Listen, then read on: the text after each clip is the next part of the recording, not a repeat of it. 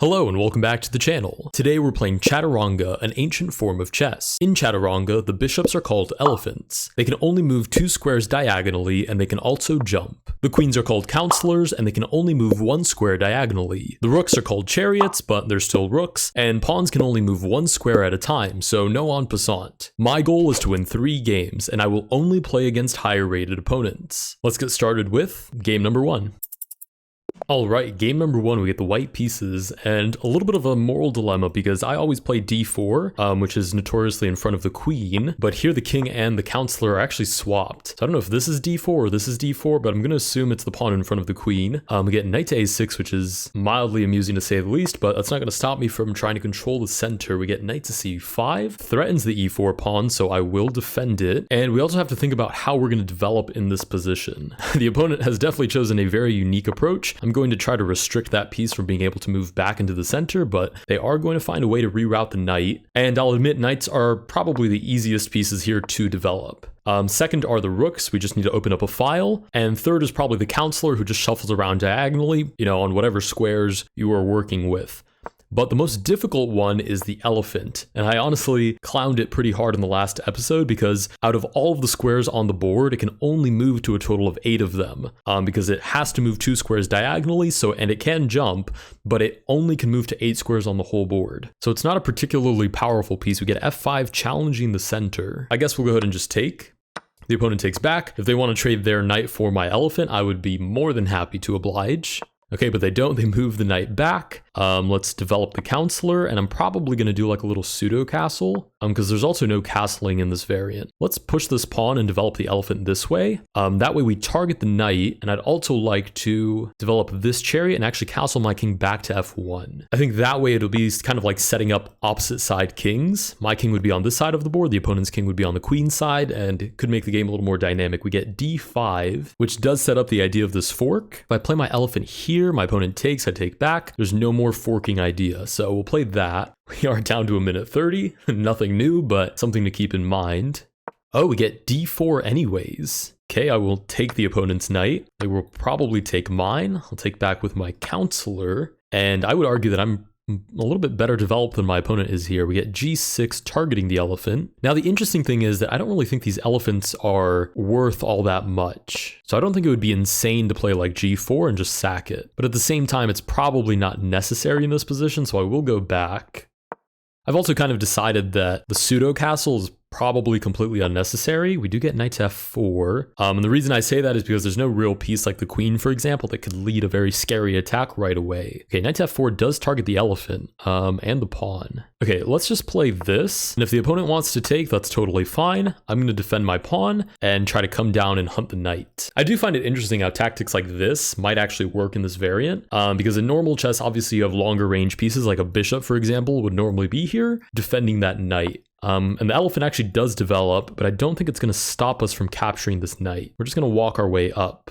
Rook comes over, threatens our knight. Let's move up to g2. We defend it. We attack the knight on h3. Worst case scenario, I kind of just do it with the rook, and that's probably fine as well. Can't move this knight because of rook takes f2. Actually, if I do move this knight and rook takes f2, I just take the knight here. Drop the pawn on c2. There's just no need for all of that, so I'll probably just target it with the rook. Forgot to mention, we did get paired with an opponent that's rated a little more than 200 points higher than we are. So hopefully we get some nice rating out of this game. Assuming we win. We do get rook to f5. I'm not totally sure what the idea is there, so I'm just going to bring the rook over and try to win the knight. We're down to 40 seconds. This is 3-2, so we get 2 seconds back for every move that we make. Going to liberate the knight, looking for this. Well, I don't think I can do anything about that. I think we just end up winning a pawn at the end of all of that and don't actually win back the pawn. And don't actually keep the piece. Problem is too, I also only have 27 seconds, so I didn't really have a lot of time there to figure out if I actually could hold on to the piece. Almost certainly the opponent takes here. I don't see why they wouldn't. Oh, okay, they sacked the knight. I'm not totally sure why they decided to do that. We'll take this pawn as well. Take the elephant. I'll take everything I can get here, actually. They double up and they're threatening this. Gotcha. Okay, I did not see that idea. Okay, we'll try to meet fire with fire and see if we can double up here and threaten the counselor. Let's move out of the way. Sure, we can drop back. Might just get a rook trade here. And basically we have an elephant for 3 pawns. That's basically what we're playing with here. So I think I actually want to trade, if that's a possibility. Okay, we're down to 12 seconds. I need to pick up the pace here substantially. Okay, we'll play back. And I think we're perfectly defended here. Oh, that is not a knight. Okay, well, going for the counterattack. Don't really have another choice. Worst case, we can also drop the elephant back this way, and I think we're probably fine. Because right now we're threatening to take, and I think we're just in a great position there. Okay, we take with check. Go ahead and pre-move the capture on the elephant as well. Actually, wait, if the opponent plays up, I'm taking... Well, no, I think I'll pre-move the elephant capture. There might even be some back rank mating ideas. Threatening to take. Elephant just kind of goes back, and I think we hold on to everything just fine. Should be totally okay. Take with check. No choice but to move on to this. We'll go for the trade. And I think we're officially doing totally fine. Okay, we're not going to repeat moves, so we'll move back. We're threatening another check here. Not half bad. I kind of need to remove this elephant. So check. We do drop the counselor. I don't think it's the end of the world. It's less than ideal. Okay, whoa, that's kind of sketchy, but we're holding on. We'll develop the king. Maybe we need to go for a trade. I'm not sure how we actually do that though. Oh, we've just dropped the elephant with check. Okay, well, we're going to try to beat the opponent to promotion in this case. Sure, we push. The chariot drops back. We'll try to grab it with the king. We'll stop the pawn from behind if possible. Now we push. Push. Push. We're trying to force this. We capture. We promote to a counselor? Oh, that's not great.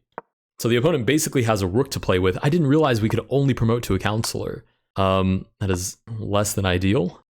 Which means we'll have 2 light squared counselors, which... Is that a draw? I genuinely don't know. Okay, we'll push. Promote to another counselor? Okay, it's definitely at least a draw now. Check. I mean... There's no way the opponent can make any progress here. At least I would be very surprised. Let's move back and over, and we might just be looking at threefold here. Okay, I don't think the opponent is going to offer me a draw, so I'm going to offer them a draw. Oh, they declined it. Okay. They seem to really want to play this out. Sure. All right, and we do get a draw by threefold repetition. With that, I guess we draw game number 1. Not a bad game, but I definitely played too slowly. Let's go to move on to game number 2. All right, game number 2, we get the white pieces again. I'm going to go with a similar strategy. I like the idea of putting my pawns on light squares. If my counselor is going to be dark squared, I think that makes some sense, so it can maneuver around. Looks like we're getting the equivalent of a 4 knights in regular chess, but in this variant, get pawn to c6, probably looking to control the center, which makes plenty of sense. Can't really push quite yet because I take, so knight here would be the only way to do that. So I'm going to play my elephant out so I can target that knight as soon as it develops. Nice, foreshadowing my opponent's moves. Have to be doing something, right? Okay, knight comes out to the side. Still not really possible because I just take on e5, so I'm going to push this pawn and grab some queen side space. Oh, you're just going to boot my elephant. Okay, well, fair enough. Okay, so I can either move it back or I can sort of be strong-minded, the right way to say this, or just stubborn, I guess is more accurate. Leave my elephant there and just sack it for the pawn. Okay, again, like last game, I don't really think it's necessary. I'm taking too much time for pretty trivial decisions. So we'll just go with the regular development route. Another opponent rated more than 200 points higher than we are. We get king to c8. We'll develop the counselor, and then king to c7. A little bit of a change of mind, possibly. We'll play here, maybe bother the knight. Knight to g4 does threaten this pawn. It's a little bit annoying, but I can just play here. This elephant can never put me in check because those squares are defended, so, or rather, this one's blocked, but same idea. a6, I guess we just keep playing for a little bit more queenside space. And then f6. Okay, should probably start making an actual plan. Let's move the rooks towards the middle of the board. And what I might do here is just move the other rook over and then put the king back. Okay, we finally get d5. Now, why can't I just play here and remove the defender? If I play a5, we get d4, I take with check, the opponent takes, I move my knight back, and then I just lose an elephant, which, I mean, I'm more than happy to lose an elephant for a pawn and get a knight instead. Or rather, not lose an elephant for a pawn. Lose an elephant for a knight is the trade that would happen there. Otherwise, the opponent just has to move back, I take, and then I win the pawn. Nice. Okay, the opponent decides to give us the pawn, which is probably the best decision there. We get king up to d6. There's no way for me to hold on to this knight. If I play here, there's just a trade, and then that's a weakness. So I guess back is my only choice. Okay, rook shuffles over, pinning the knight to the undefended pawn. Let's play d4. and see if we can't get some attack going against the king, because the king is very proudly standing there on d6. And I would quite like for it not to be doing that particular activity. Okay, we'll take on d4 with the knight. This is fine. Okay, the king moves back. f3 boots the knight, maybe prematurely. Let's play check. I can't move my pawn up twice, but I can move it up once. So play check. Normally I'd play c4 in a game of chess to anchor that knight, but we're gonna have to go for c3 instead. It is defended by the counselor. Should be fine. We're looking for c4 anyways. We've got a pretty good grasp of the center here. Okay, elephant comes out. If I push, I think that's fine. The elephant can't make any more progress because of my nicely placed knight. I think next we're probably looking at like counselor here, rook over, and then probably just king back. I mean, we dropped this pawn, but it's probably fine. h5. What if I play f3 right now? The knight goes back, rook over. Do I benefit from that at all? I don't think so. I think I can just move my rook over now. I'll be honest, I'm a little bit fascinated with the idea of playing f3, allowing the opponent to take and then coming and hunting the knight down, which was an idea that we employed last time. Although it didn't work last time, but last time we also didn't have this enormous center. Okay, knight to e5. Let's give it a try. Why not? I mean, the opponent has one of two choices. They do move back. Okay, they're playing very strategically here. It's almost like they played chess. Okay, king to f2. We're pretty even on time. Probably need to focus up here in a moment. Okay, let's reroute the elephant. Oh, and actually, the opponent moves the counselor out of the way, but we had knight to b6 there for a moment. To be fair, we still have knight to b6. Problem is now the elephant can slide in, and that's not terribly comfortable. Okay, the rook comes up. I'm just gonna move, let's see. I'm just gonna move my elephant back. I wanna unleash these rooks into the opponent's position. I was thinking about elephant here, but I don't want any tricky tactics later. I mean, actually, elephant there probably would have been way better. Supports e7 if the rook ever comes in. Rook to d8. Pretty sure I can just take and then f4. Nice, we're pinning the knight. Elephant can take. Oh, but actually it can't because of the rook on d8. What a strange position. Tactics everywhere. I think it may have just barely worked out in our favor though. Not to mention we do have more time than the opponent now. Oh, how unfortunate. Literally just because that rook is on d8. That's the only reason this worked. Okay, the knight slides back. Check. Whoa, king into the position. There's no way that works. Check. Maybe it does. It's possible they can just crawl into my position and I can't stop them. Check again. I think the king might just exit the scene now. Okay, cool. We will take. I think this attack is justified. We're pretty similar on time now. Move over. We are defending this. Take elephant for an elephant. This is probably fine. This goes back. Move the rook out of the way. Okay, I think we just boot the knight there. 6 seconds left for the opponent, but we're at 16, so literally nothing to get excited about quite yet. Oh, but we do get the resignation. Okay, nice. With that, we win game number 2. We officially have 1 victory under our belt. This is going to be almost certainly one of the longer episodes. Technically, we have 1.5 points under our belt, but the odds that we get another draw, well, maybe we'll get another draw. You know what? I'll bite my tongue for now. We have 1.5 points under our belt. Let's go to move on to game number 3. Oh, game number 3, we get a rematch. Don't mind if I do. We'll start with, I guess, e3.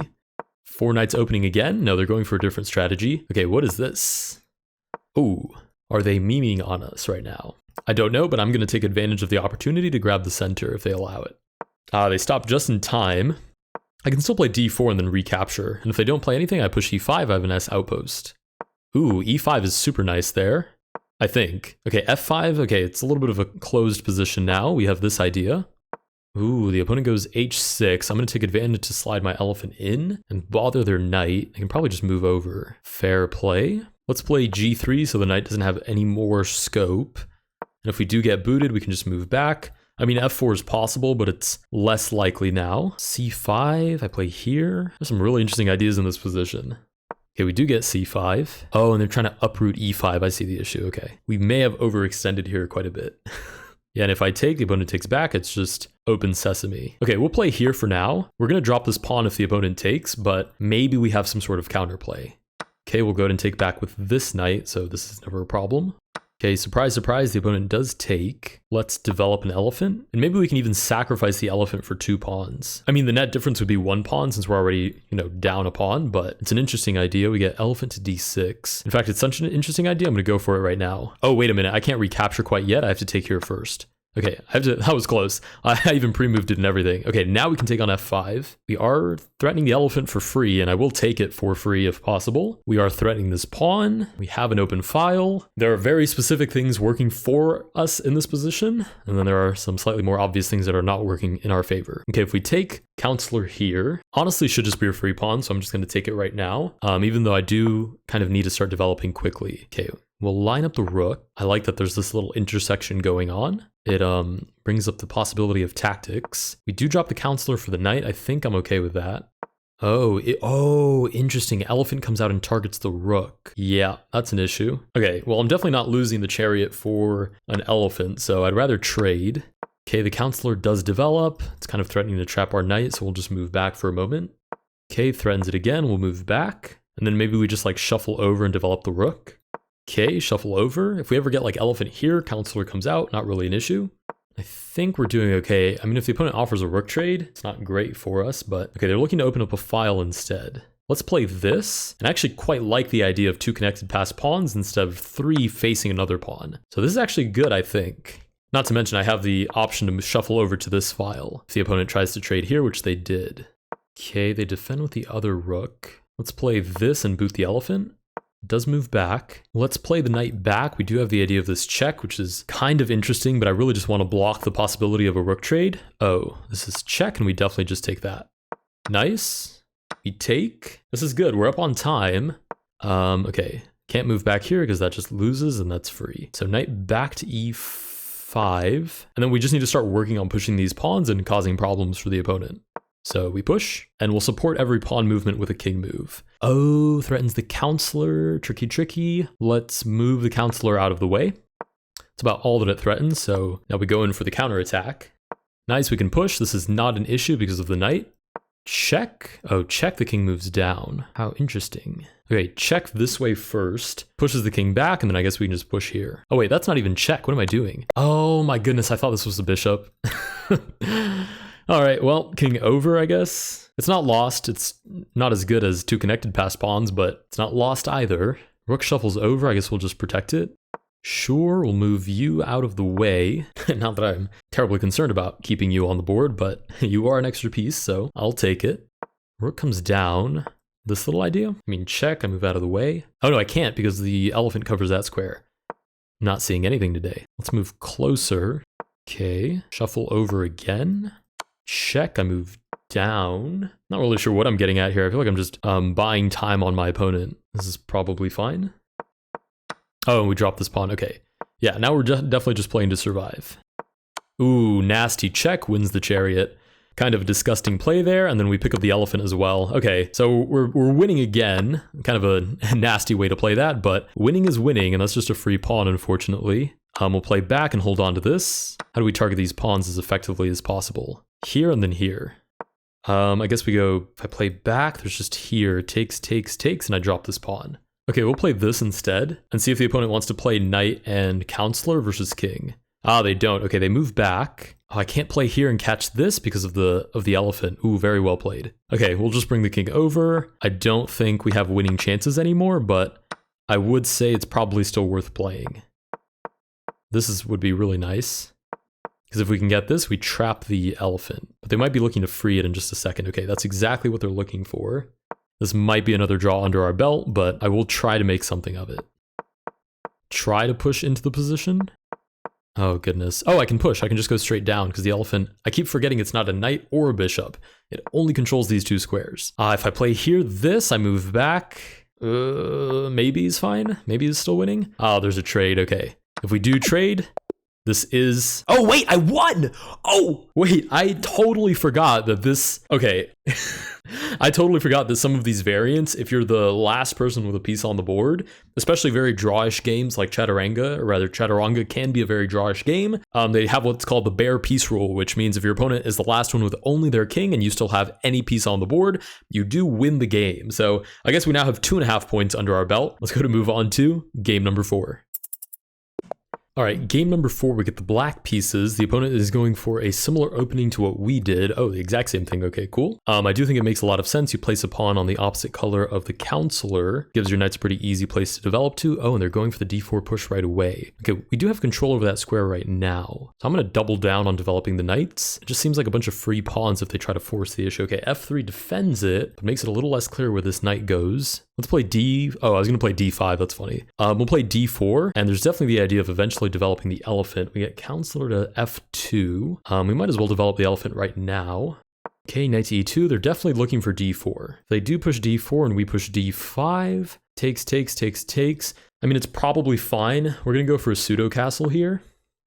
And I think we're holding on all right. I don't think there's any way for them to force more pressure on the position, at least not before I bring the rook out onto that file. Okay, we've completed the pseudo castle. Their development is definitely very interesting. It kind of seems comfortable for their pieces. Okay, counselor to e3. Let's play elephant this way, and if I can place it on f4 and trade it for a knight, either one of these, that would be great. Okay, but we get g3, immediately stopping that idea. Let's go this way instead. I mean, eventually I have to be able to break through with one of my elephants. Maybe the knight just moves out of the way and then they go for the boot, but that would seem to weaken the center quite a bit.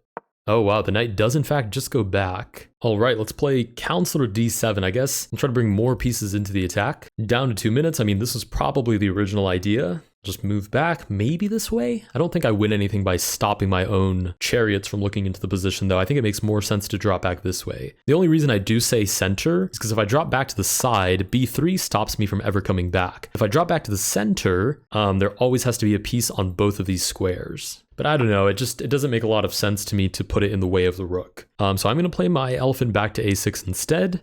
Bring the rooks into the middle of the board. I would argue we're ahead on development, even though these pieces are kind of out of play at the moment. We'll go ahead and take back, target the counselor. Whoa! Oh, I see. Okay, knight, or rather elephant to d3, and the reason this isn't free is because the elephant can take. And to be honest, I did not see that. Okay, so what we'll do is take first. There has to be a tactic here to win a piece somewhere. There's just too many pieces here that can't defend any of each other besides, the counselor defending backwards. Okay, so now we just take, and we get a counselor and an elephant for a knight. I don't know how good that is, but we'll take here first just to isolate that pawn before recapturing the elephant. And I think we're doing pretty well for ourselves here. I would not argue this is winning yet, but I think we're quite comfortable. We grab control of the open file, right? We do get that trade, and now they can't double up, or rather come and challenge us again. Maybe king d1, but that drops the elephant. Rook to f1. Okay, we're going to reroute our own elephants that are doing literally nothing on the sides of the board. Not really worth being up material if you're not going to do anything with them. The elephant comes out to play, threatens the counselor. We'll try to give it the boot. If it does take, it's kind of trapped in a way. Wow, they do take. Interesting. Okay, let's play here. Pins the knight, but more importantly, looks to take the pawn and then the elephant right after. H3 makes sense. Okay, let's develop our own elephant with the idea of attacking the pinned knight. If the king does come to the center to just kind of push the rook out of the way, we'll probably just target the pawns from behind. And there shouldn't be a way to defend all of these pawns since they're all side by side, and obviously that's not the best way for pawns to defend each other. Oh, rook to h1, okay. But I play here now and I win the knight. Unless rook to d1 is the other idea, but then I trade off all of these pieces and I end up with an extra counselor. Okay, check, king here. Right. I don't think I can hold on to all of those pieces, so I'm going to drop the elephant and just take the pawn. And then I'm going to start targeting these weakened pawns. If g4, I just play here, there's no way to hold on to f3. This elephant desperately needs somewhere to go, because this is not going to fly, and this is covered by the king. So I'm thinking after we take, do I trade my counselor for an elephant? Am I that desperate? Yeah, why not? Let's take here first. With the idea that if I do trade everything off, I want to at least have a couple of pawns as compensation. I mean, it's not like the elephant can go anywhere anyways. I mean, I might even play g6 and force it back into the corner. The only issue there would be some like outside passed pawn ideas. Okay, rook to d1. Let's just keep it simple and trade everything off. There's no need to overcomplicate this. The position is super weak for the opponent as is. Ooh, check. Wins the pawn. Yeah, targets my pawn. Ugh, ugly move, but we'll defend it with the rook. We are up on time. We should be totally fine here. We'll reroute the elephant, maybe shuffle the king over. I mean, there's no shortage of different ways to exacerbate our advantage. Let's kick the chariot from there and either target this weak pawn or just go behind the king. Okay, b4, check. King comes up. Now we have this forking idea. So after all of that work, the elephant will actually move it back to a6. Let's move the king out of the way. Sure. I don't love that it's super far away from my pawns, but we're winning enough pawns that it shouldn't be an issue. Okay, rook shuffles over, so we'll just push. We are comfortably up on time as well. Okay, I guess the elephant is going to be a little bit of a defensive piece. King here probably will be necessary. We'll go ahead and accept that trade. Rook shuffles back over. It's a little bit, oh, interesting. I can't even play c5. Suddenly I don't like my position so much. Okay, let's do this. It's a little bit of a radical way to defend the position, but it's probably fine. Yeah, we'll just barely hold on to everything. That's not actually threatening anything, so we'll push. Move out of the way, sack the elephant, and I mean with 4 extra pawns, hopefully I can, oh, interesting, they just ignore it. Yep, that's kind of annoying. Let's play this way and just focus on pushing these pawns. Again, we know about the bare piece rule, so if we just manage to take all of these pieces, we'll be winning anyways. Okay, we push. Oh, is d6 the idea? Rook to d7 though. Okay, let's go down, clear the way for this pawn. Yep, we can push. 7 seconds left for the opponent. We have 18 on our own clock. Okay, we continue to push. No, we'll push this way. We'll have them go together.